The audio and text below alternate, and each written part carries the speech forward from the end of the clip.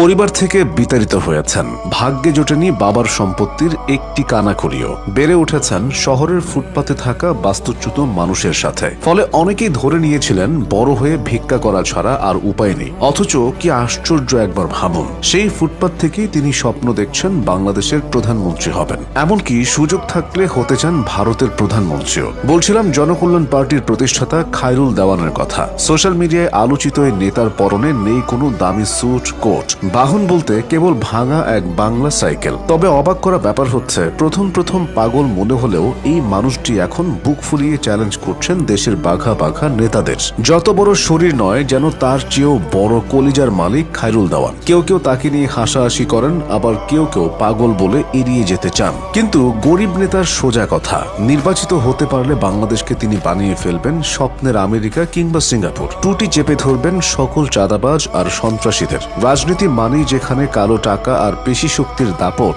সেখানে খায়রুল দেওয়ান লড়ছেন সম্পূর্ণ খালি হাতে। তাও আজ নতুন নয়, প্রায় ২০ বছর ধরে রোদে পুড়ে বৃষ্টিতে ভিজে তিনি রাজনীতি করছেন শহরের নানা ফুটপাতে। হুঙ্কারে কাঁপাচ্ছেন পল্টন শাহবাগের মতো জায়গাকে। নিজের পকেটের টাকা দিয়ে মাইক কিনে একাই চালিয়ে যাচ্ছেন নাগরিক অধিকারের লড়াই। আর এসব কর্মকাণ্ডের জন্য কখনো মেরেছে ট্রোল, আবার কখনো খেতে হয়েছে উৎসাহী জনতার ধাওয়া। এমনকি কেউ তাকে কান ধরে ওঠবোস করাতেও বাধ্য করেছেন। কিন্তু এসবের কিছুতেই তিনি দমে যাননি। নিজের অদম্য ইচ্ছা শক্তি আর জনগণের প্রতি ভালোবাসা থেকে তিনি ঠিকই করে যাচ্ছেন ফুটপাত পলিটিক্স। প্রধানমন্ত্রী হবার যাত্রায় একাধিকবার হামলার শিকার হলেও হাত থেকে মাইক ফেলে দেননি খায়রুল। এমনকি পাগল বলে টিটকারি করা হলেও একটুও কমেনি তার গলার আওয়াজ। বাংলা সাইকেলের টুংটাং শব্দে তিনি প্রতিদিন যোগ দেন তার রাজনৈতিক সংগ্রামে। ময়লা টি শার্ট পরেই জনগণের সামনে বক্তব্য দেন বিশ্ব রাজনীতিবিদদের মতো। সচেতন করেন পথচারীদের, আশ্বাস দেন শ্রমিক সমাজকে। মূলত সব দলমতের মানুষের প্রতি সহানুভূতিশীল জনগণের এই তরুণ নেতা। এমনকি তিনি কাউকে আঘাত করারও পক্ষপাতী নন। ফলে অনেকে এখন বলছেন, গাহি সাম্যের গান, নাম আবার খায়রুল দেওয়ান। সব সময় সাহসে আলাপ করলেও